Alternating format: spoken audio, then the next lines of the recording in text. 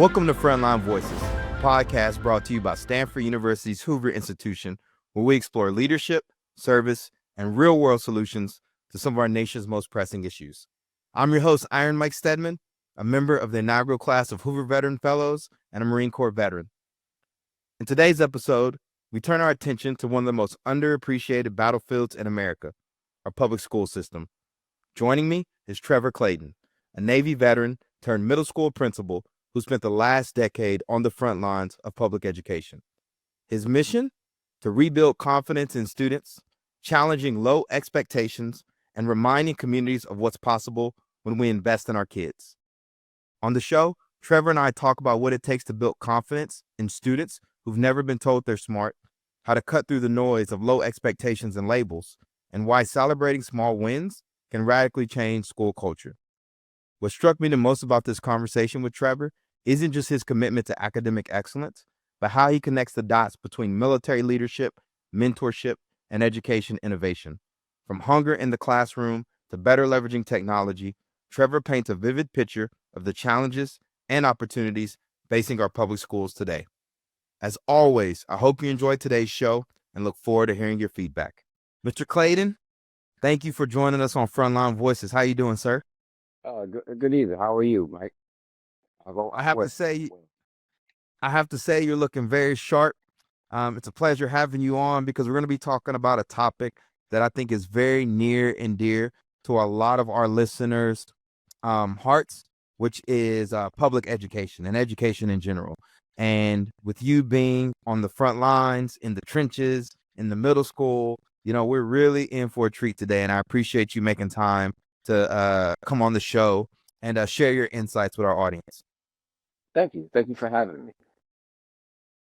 I think let's go ahead and begin by just kind of having you go ahead and introduce yourself, your military background, and how you ended up in education in the first place.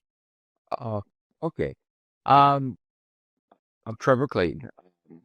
I grew up in kind of two places. I grew up with my mom, some in New York City, and with my maternal grandparents in New Orleans, Louisiana. I joined the military at 18, school, and because I really didn't know what I wanted to do, and the Navy gave me a way to, or gave me a time space to figure out what I wanted to do with my young life. When I say the first year in, I made this. I loved it. I love the Navy. I love traveling. I love meeting a lot of diverse people from all over our nation. People that I would have never gotten a chance to meet and build relationships with. Some still today, if I wouldn't have joined the Navy. So I did my first maybe 8 years as an enlisted person. Went to college and got a degree and got commissioned and was an engineering officer toward the second part of my career. Working in the engine, working with the guys in the engine spaces and fixing things and breaking things, and just getting dirty and even in that hot, tight space, building even stronger relationships. But going back to how I got into education, and public education, which is ironic because I never went to public school. I've always went to Catholic school my whole life. But in Catholic school, I had one male teacher named Mr. Evans in the 8th grade. He was my 8th grade algebra teacher. And Mr. Evans was everything that I would like to be when I was older. He was smart. He was funny. He was sarcastic. He dressed well. He was well groomed, and he just made such an impression on me at 13 years old, 12, 13 years old. I was in 8th grade. That I held on to the dream. I said, if I ever got a chance to get into education, I would, just because of him and what he meant to me and some of the other young men in my class. And if I could only be that to some other young men, then I felt that my life uh, would be beneficial, um, and others could learn from it. That's amazing. I come from a family of public educators. My mom was a director of special education at a couple Mhm. different schools down in Texas. My sister teaches in the high school level. She's speech and debate, communications, some other things. So I definitely grew up in that environment. Going to mom's office, inside at the school and everything. And I think it's real impactful, especially today, to have leaders of character, people of strong values, inside the classroom, inside the school building.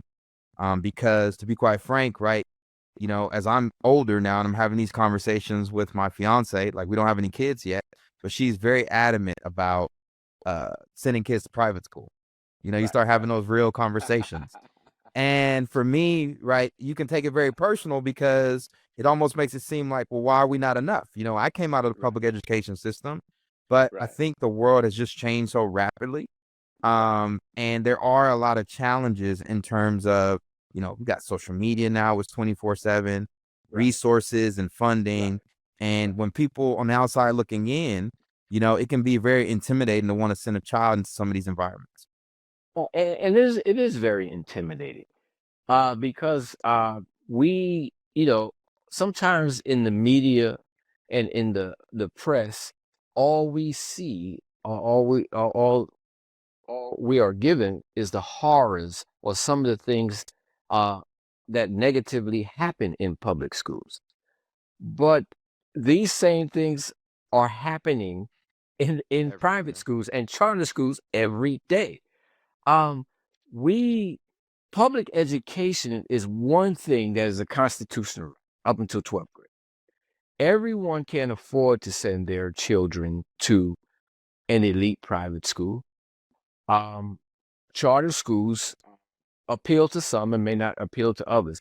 And make no mistake, I am pro-choice when it comes to education. I believe as a parent, you should have choices. And I also believe how we in public education uh, fit into that choice is to give our families and our students something that they would want. Just like going to the grocery store. You know, Right. why are we choosing one brand over another? Sometimes it's because that's all we've used, but sometimes there's a product that really actually is better and works better and has the resources. I'm talking about public school to educate the whole child.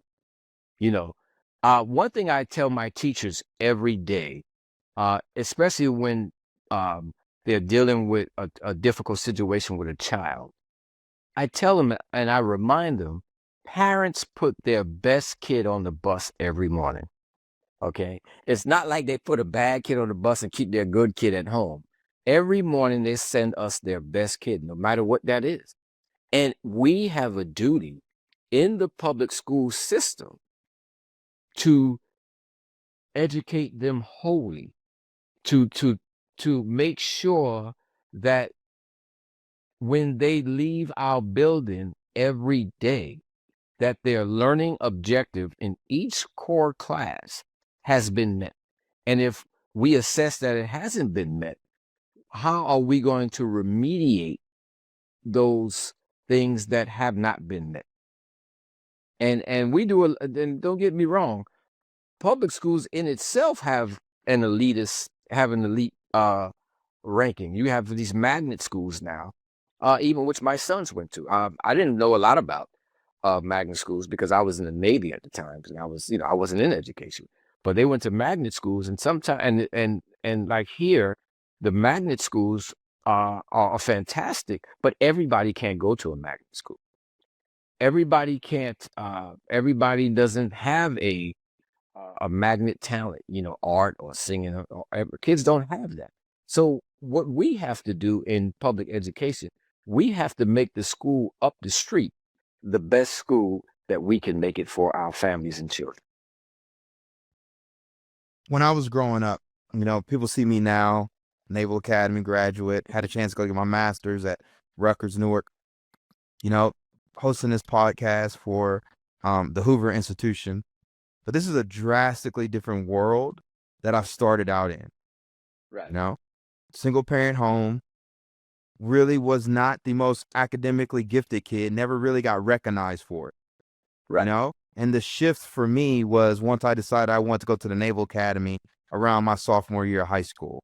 And Right. so at that point, and because my mom worked at the school, she had an opportunity to start getting me in some of those more advanced classes like AP, etc. Right. And I just remember how different those classes were, especially with me being one of one in the room compared to the other classes that I was a part of. Yes. And to be truly honest, I did not academically on paper meet the criteria to be in those classes, but my mom was like, that's my baby. He wants to go to college. He wants to go to the Naval Academy. And she made it happen. She had a little clout at the school. When I was taking the SAT to go to the academy, I take the SAT 6 times, right? And there was an advanced program at the school. I'm glad you stuck with it. Yeah, to put us through that, Yes. And so these are kind of experiences that I had growing up, and I'm still trying to understand context now. Like another thing I didn't realize was I used to always be jealous that I had to pay for lunch and breakfast. I felt like all these kids, they didn't have to pay. They just go up to the counter and get their food, and every day I have to come in there with $2. It wasn't until I got older that I realized what reduced lunch really meant and how many kids these schools actually serve as more than just education to them. It's like their place to get fed. And this came up during the pandemic. Right. Let me address the second half of what you talked about first, and then I'll go back to what you mentioned about your mom and in school and maybe being in classes that you didn't qualify for. I've been in what we call in Florida Title I schools for about 10 years. And when we talk about Title I, we talk about the lower socioeconomic families or neighborhoods, and we talk about we're talking about the percentage of free and reduced lunch. At the last my last 4 schools I've been an administrator in, I feed kids breakfast, lunch, and sometimes dinner. And I know that for some children, these are the only meals they get. And it's important. We cannot teach a hungry child, and and it's not just in hunger. What I've learned being feeding kids every day is hunger has no skin color. Hunger has no zip code. Hunger transcends all those things. One thing I created in my first Title I school, which worked out for me, in the school, in the lunchroom, we have a share table. And our share table is, say you go through the lunch line or the breakfast line, and you're going to want your Cinnamon Toast Crunch. We have a share table in the back. And if you don't want it, we're not throwing it away. And the kids know apples go with apples, cereal goes with cereal, chocolate milk goes with chocolate milk, and they put it on the share table. And every day I have kids that will come in and go back to the share table 2 or 3 times to get fed. And that's okay. And nobody makes fun of them. Nobody, says anything. So we don't know how blessed we are that we can bring $2, like you said, and pay for lunch, or like I did in private school. I had last night's dinner in the lunchbox, and some things. So that's very important. Going back to your first part, you were one of the lucky ones that knew what you wanted to do. You wanted to go to the Naval Academy, and you had a plan. And not only did you have a plan, the Naval Academy, in a lot of ways, gave you a blueprint to work your plan. You need this, this, and this. to get there. And not only do you need this, and this, you need a certain level of this, and this to get there. So you had a plan, and then you had will, because you were, like you said, you were in classes that maybe you traditionally were not a part of, or maybe that academically, when it came to uh, uh, assessments, you did not qualify for.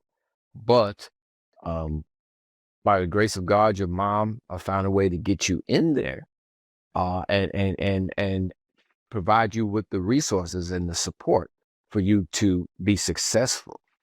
And that's good. A lot of the students that I serve do not have that support. So I become that advocate. I become, okay, how can we get more 8th grade kids into algebra? Because that's the only way in Duval County. One of the only ways to get to the magnet schools is that you have to have algebra in 8th grade. Okay. So to the magnet high schools. So you have to have algebra in 8th grade.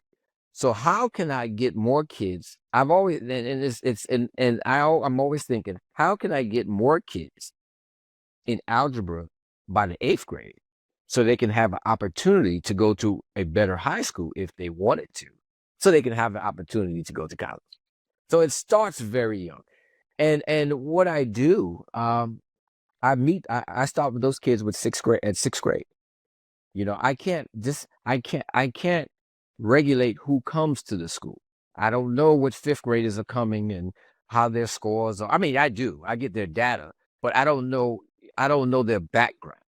So I have to work with them. Yet we identify them, and then we work with them through our instructional time, through tier 2, sometimes tier 3 interventions, mean a group of kids or individual kids, and to strengthen those skills, the math skills, the reading skills, because a lot of times the higher math, the real world situations are word problems. So they have to be able to read and understand what the word problem is asking them. So we work on those critical thinking skills as soon as we get them. So when they take that assessment in the 7th grade, we can fill those seats for Algebra 1 in the 8th grade. And it's not just about teaching them or having them be in algebra, but it's about giving them opportunities, 6 years, 8 years down the line. These kids you mentioned, in the Title I schools, right? Low socioeconomic status. We know the kind of psychological challenges that brings. How do you instill confidence in kids like that when they're up against it academically? Because that's something, I'll be honest, I am 38 years old. I'm almost 38. I turned 38 by the time this podcast comes out. I grew up not thinking I was smart. Right. You know? Most of us, unfortunately, I had the same similar situation. I grew up single parent, going through, just going through the ebbs and flows of being a young man with a single parent, trying to figure out what you want to do. The biggest thing, a lot of the children are confident, but they're confident about different things, and we have to shift the confidence, because some of them have never been successful in school. They've been successful at cheerleading, they've been successful at football, they've been successful at basketball, they've been successful at other things, but they've never been successful in school. So basically, how do they say in the streets, keep that same energy? I want them to have that same energy in the classroom, and not give up.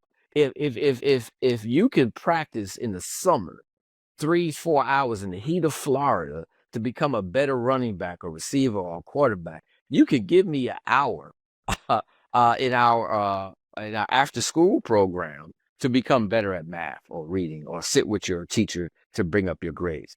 So they have the confidence, but it may be misguided, or sometimes it's not even tapped into, because they've been successful at other things, but not successful at school.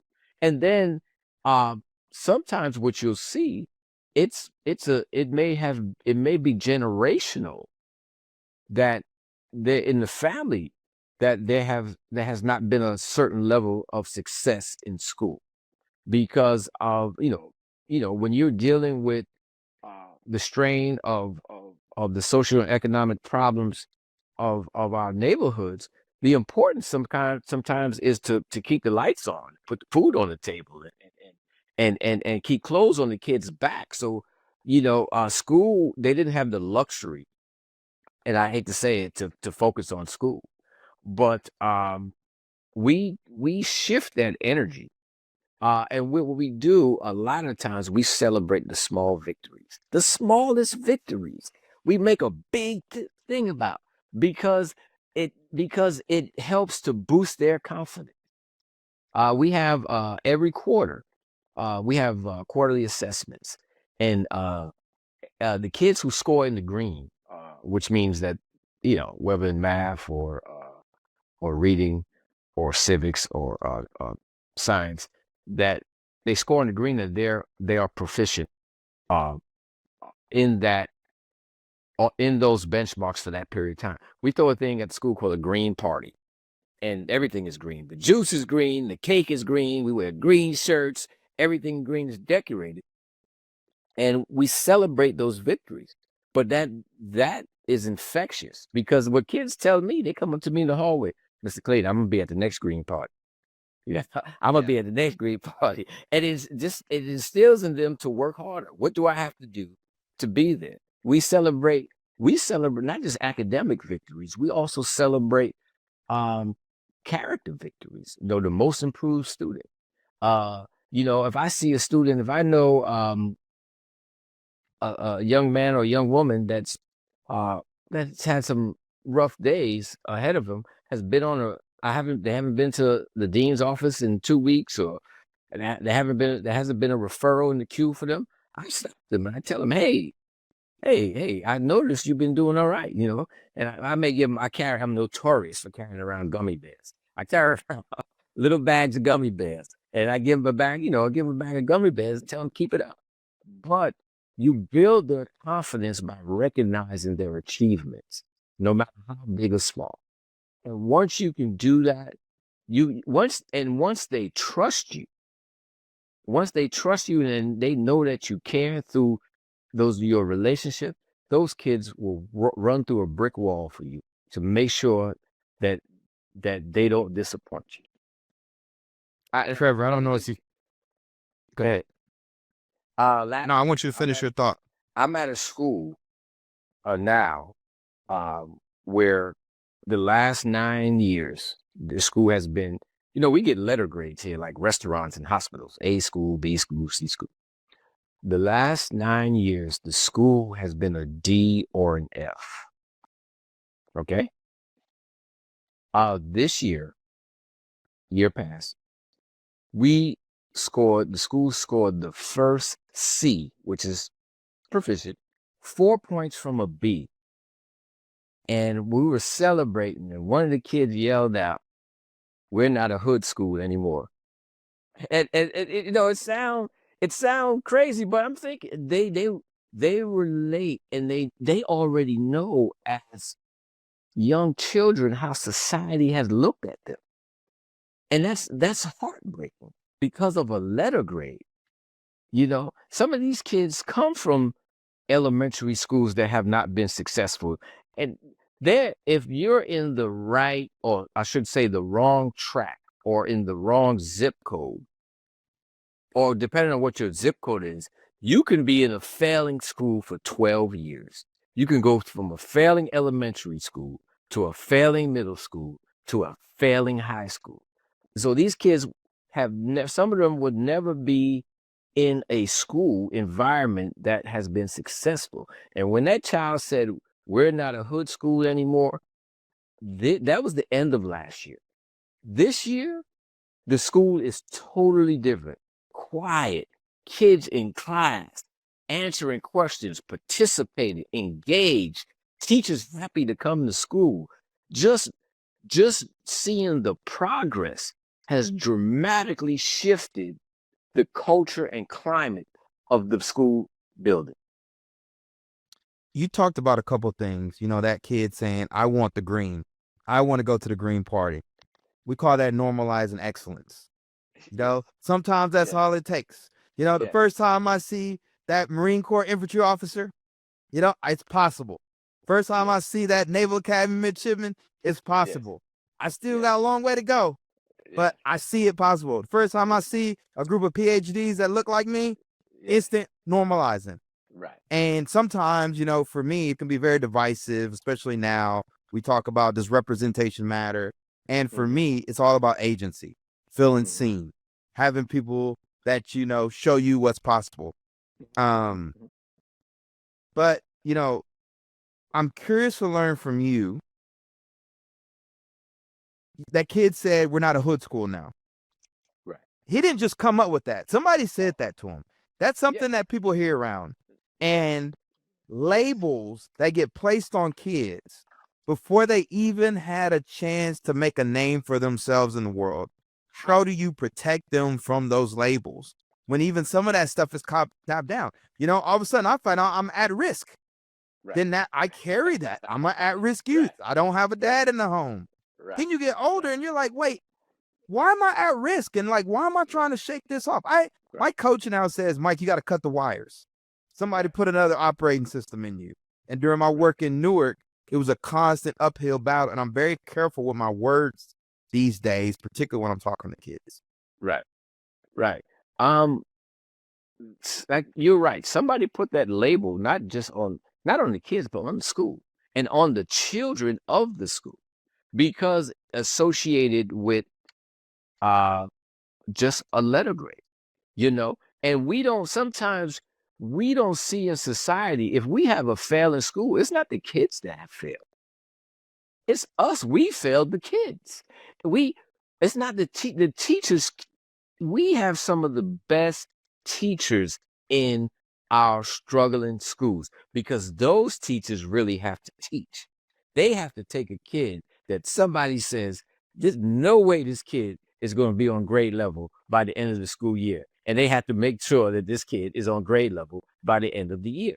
So they know, if I let them think that they're at a hood school and perpetuate that idea, then they're going to get a sense that our expectation level of them is not the same as everybody else. And that's not true. Your expectation level to achieve is just the same as the school in a different zip code that may not be in crisis like some of our zip codes are in. Your expectation is the same. The assessment is the same. The opportunities are the same. It's just that we have to get you to the opportunities. We have to qualify you for the opportunities that are out there. And it's sad that we in our society look at certain schools because of where they are or who attends them or the history of the school and label it a bad school.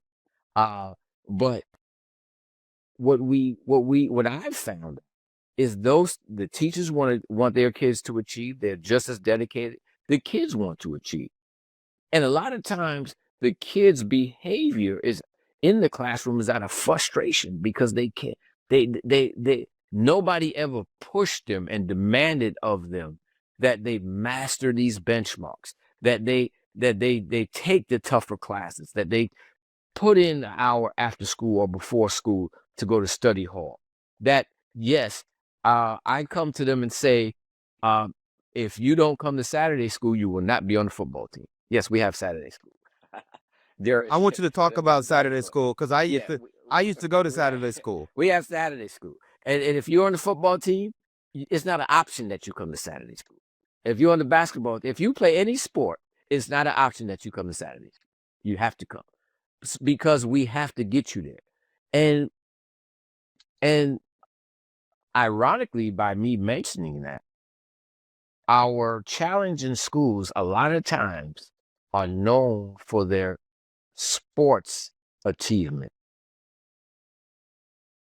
And we want to give props to them because that school is a powerhouse in football or a powerhouse in basketball. But we don't push our kids to have the same standards when it comes to their academic uh, greatness. And we got to stop that. And once the kids believe they can achieve, you'll be surprised. We have a new platform in testing where it used to be kids would take an assessment, a summative assessment at the end of the year, and it'd be a month and a half, 2 months before they get the scores, right? Now the scores are instant. As soon as they're done, they get their scores. The kids running to me in the hallway, Mr. Clayton, I got a 4. I scored a 5. I got a 4. And they're asking each other what they got, and they challenging each other, high-fiving. They can't believe they got a 4 or 5. And when you're in the 4 or 5 range, that means you're well above grade level. And 3 is grade level, but 4 and 5s are above grade level and extremely above grade level. And they're high-fiving and challenging each other what they get. And by them doing that, they're building their confidence. They said, we can do the same thing the kids on the other side of town do, and we can be proud of it. We can be proud of it. And the teachers, I feel so happy for the teachers because for the 165 days they've been teaching these kids and reteaching and I provide differentiation in the classroom. Those last 15 days of testing in school pay off. And it's just like the teachers, that's when they feel that they have done their job. And they're proud of it. You mentioned this celebrating academic excellence. Mm-hmm. Whose responsibility do you think it is for us to help bring that to more of a forefront, especially in like the Title IX or Title I school? Sorry. I think it's the administrators' responsibility. When I say responsibility, I don't mean I'm in the cafeteria taping balloons up to the overhead or behind the cake. But I have to make sure that that's always on my mind. And like we can assemble a committee that we work together, teachers, administrators, teachers, instructional coaches, staff members, and even some kids. We get together and we give kids input. Okay, last week or last quarter we had green cake and green punch. What would you guys, if we could do it, what would you guys like to see this quarter? And the kid said, we want nachos, but with the green chips. I don't know if you ever seen you know how hard it is to find green chip nachos. they have them in abundance around the Christmas time. They have the green and red chip nachos for decorations around Christmas time. So we really couldn't find them. So we bought the regular ones and dyed them. Yeah. We use food dye, but we give them input. But I have the coaches and the guidance counselors.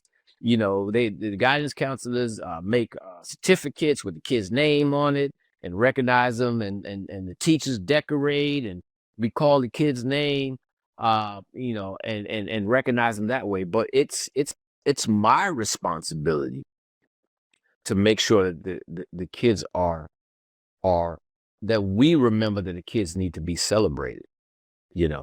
And I make sure, and that's we have a leadership meeting every Friday morning before school starts, and I make sure we have a piece for which we call PBIS, positive behavior intervention systems, that during our PBIS segment that we purposely look for ways or dates that are coming up where we celebrate kids and their achievements. That's amazing. Now, let me ask you this. Over the last years, I mean, you've been in public education on 16 years now. What I is the started, yeah, 16 years. You're right. Yeah, I started in 08. 16 Yeah, years, right? yeah, yeah. What's shifted and what's kind of remained the same? And the reason I ask that because there's a lot of new challenges now. Even prepping for this interview, social media, post COVID-19 pandemic, this 24/7 news cycle, and even keeping kids motivated.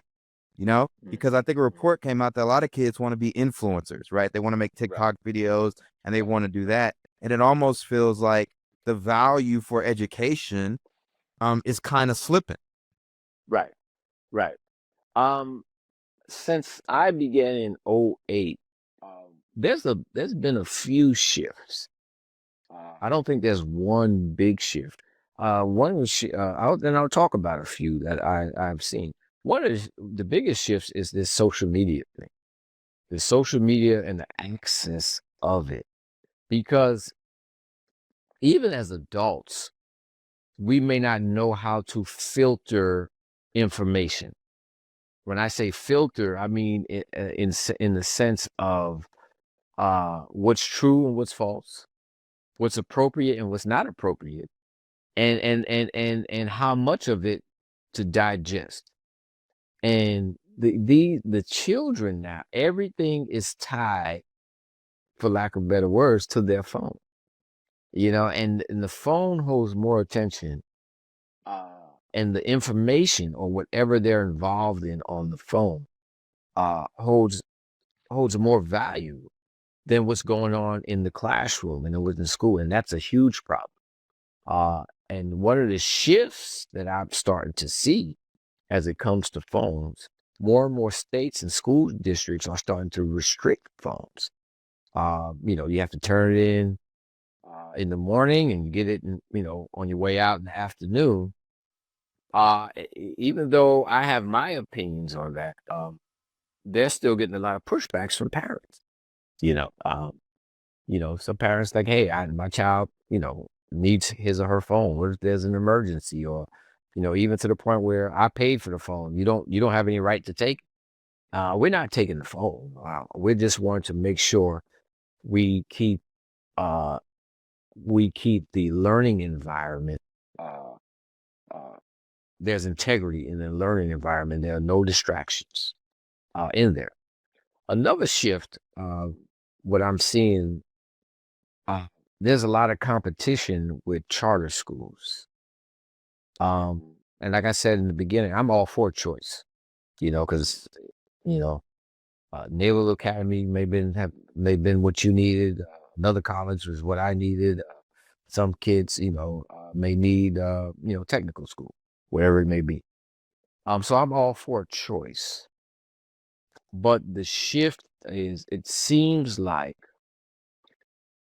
at least the kids that I've served, that the charter schools may not serve some of our kids and families in their best interests. I get a lot of kids at my school that have been put out of the charter schools that tell them that they can't come back for behavioral problems. Or I get kids that when they do come back, they're behind, academically. I'm not saying all charter schools, but I Right. think there should be a lot more oversight and the standards they're held to when it comes to educating our children, teacher certification, assessment, objectives and goals. I think they should be held to the same standard that public schools are held to. You touch on something though that I think is a big sentiment that a lot of the kids that are in the public school system are the ones that are left behind. It's like they couldn't do private school, they couldn't do charter school, so now like the public school, right? Yeah. And again, I might not be speaking for everyone, so I'm not going to say that, but Right. that is a sentiment that I hear, in the ether, people speaking about. Right. Yeah, and sometimes, but public schools should not be it shouldn't be, and it's not a dumping ground. Public school should be just like public transportation, a viable option. I know, like when I go to New York, I don't drive. I mean, Right. it would take me 2 hours with a 30-minute train ride would do for me. And what I mean by that is it should be the option that it shouldn't be looked at as the last sort or the last option for educating our children. I would like it to be the first option because I've seen a lot of kids come out of public school and to this day that do great things. Um, I just had one student text me when I was a One teacher. sec, Trevor. I lost you for a sec. I lost you on video for a sec. There we Am I go. back? Yeah, I think Yeah, go ahead and think pick I up got right where my you left off. I had one student when I was a teacher. I taught reading for kids who couldn't read or were behind. They weren't in their reading level. I just had one student text me, email me. He's graduating with his master's degree from Howard University in a few weeks. This is a kid who he was in a reading class, in the 8th grade, maybe reading at a 5th grade level. But I didn't let him know that. And I didn't let him know. I never told him he couldn't do it. It would never catch up, you know.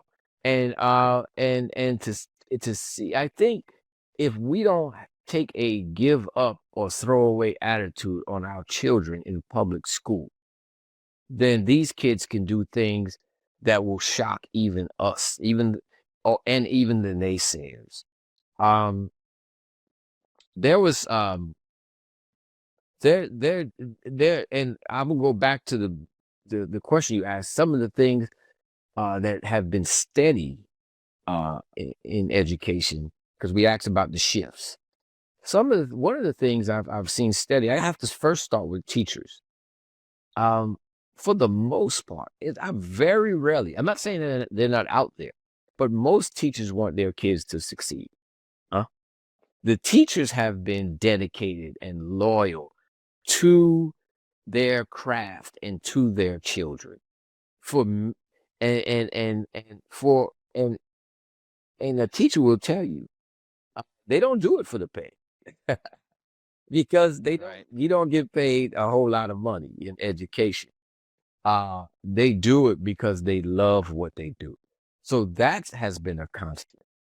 Another constant that I've seen in education is parents. Parents in public education, they want their child to have the best education we can give them. They don't send their children there just to be babysat for 7.5 hours. They want their children to be educated, even if they haven't been educated. That has been constant.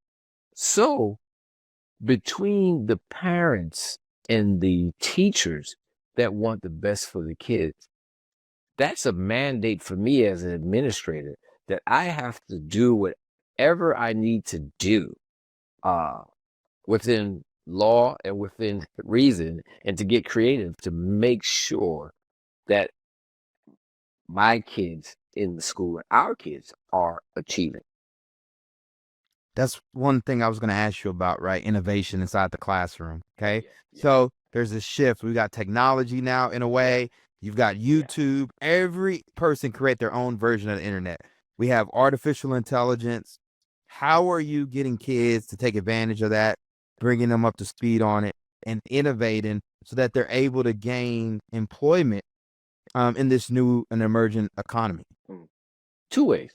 One, we're a one-to-one school, meaning that every kid has a laptop in the school. So kids have access to technology during the school day. Second, there is no more. I don't know. You don't have kids. I don't know if you talk to school age kids. There are no more textbooks in school.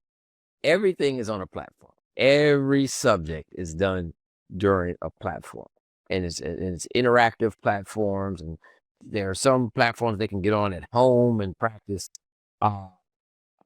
And they can get on, they can do basically everything they need to do, get their assignments, turn in their assignments on a platform. And other ways I help them with that. I offer what we call CTE courses in school, the computer technology education courses. I offer them for all 3 grade levels, 6th, 7th, and 8th. And I have a teacher who is certified in CTE, and she talks about programming and writing programs and things of that nature, uh, so that the kids get to see not just how not they don't just use a computer, but they get to see and get to take part in what makes those programs work. So we give them courses in it, and then um, we have we have um, our stakeholders from out in town, from the hospital. We had a guy that ran the hospital's IT network, called and talked to them about IT and computers are used in the hospitals and keeping track of patient records and billing and helping doctors with diagnoses and things of that nature. We have IT people from the power company, JEA. They come in and say how they use IT to track power outages and turn power back on, just to show them that technology is just used more than just for TikTok. And then Right. it is embedded in everything they do in life. And then they, if they know how to use it properly and have respect for it or interested in it, they can uh, get into careers that will help them take their interest in technology a lot further and to help a lot of other people. And Trevor, let me tell you, we have a lot of conversation these days about role models, right? And some people like to say role models, nobody wants to be a role model anymore. But a lot of times I think just because people are looking towards celebrities, they're looking towards professional athletes, but we need to be looking towards veterans like you that are in the classrooms and it's on the front line. And even hearing you talk about technology excites me because we can create a new future for ourselves too. A world where a kid with a learning disability now can spar with the AI, Right. has a new way of thinking. But sometimes, when people are stuck in their ways, it's hard for them to see that. So it's real exciting to hear you bringing those things into the classroom and just being very passionate about what you do. You have to be passionate, but as a role model, we are a role model. And one thing I've learned about children, they notice everything. They notice everything. And when you don't think they're watching and they're watching you. Uh, and so I can't afford not to be on my game per se. I can't afford to use my words loosely. I can't afford to not be respectful to others. I can't afford to be out of tone when I'm talking to people. I can't afford it. And what I mean by that is because there's too much at stake for those kids that are watching you. You understand? I normally um, on dress down days, or sometimes when I'm just feeling a little more comfortable, I wear from Louisiana, growing up. I got a couple of pair of cowboy boots, and I wear them, my khakis, and maybe a button down polo shirt. And one day I was in the cafeteria. This one little kid came up to me, and he stuck his foot out. He said, "Mr. Clayton, I asked my mom to buy me some boots just like yours." And they felt like, wow, really? We took a picture. We took a picture of our feet. I didn't even know he noticed, you know. But kids notice everything. And one thing about role models, what I learned when I first got into education, I wanted to be a role model for young Black kids. But as I got into education and moved around, I realized I need to be a role model for all kids, white kids as well, Asian kids, Indian kids, Hispanic kids, because sometimes the images that they have been given of us as African American men are not are not correct images. And I have to be a role model for them. I have to show all kids the correct way. I can't get locked into a color, a swatch of a certain color, just because I want all kids to excel. So I have to be a role model for all kids, and I enjoy it. I really do. I really enjoy uh, making sure that they see me at my best, even when I'm not having a good day. Well, Trevor, we got veterans tuning in from all over the country, all over the world, as well as other change makers. Right. This is your first time. This is first time doing a podcast, y'all, and I think you crushed it.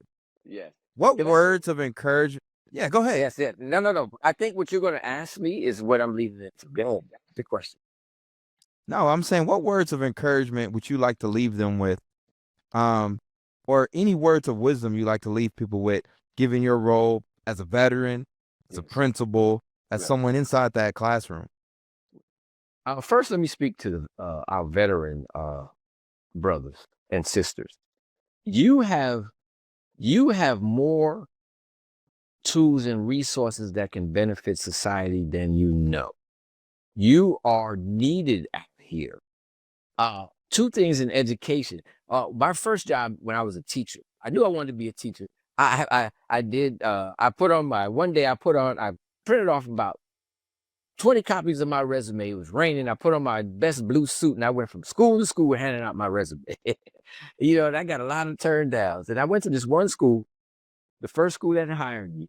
And the principal, she said, why do you want to teach? You've never taught before. I said, no, negative. I said, I may not have taught like you teach, but for 24 years, I've taken 17, 18, and 19-year-old kids and taught them exactly what to do with 0% failure rate. I've taught, maybe just in a different way. And she had me. And another thing, so we have those skills, especially those of us who retired. We have those skills to teach and to guide and to encourage. But also, one of the things that made me a good teacher in the classroom, we have what we call classroom management skills. Most of us don't have a problem with discipline in the classroom. We're structured, we're orderly, we respect and we get respect. So that's the hardest thing for teachers right now is management. We have that. And I encourage you to our veterans to get out there and use the skills that you have sharpened in the military. And if you have the heart to serve society in some way, to give back in a way that only we can give back.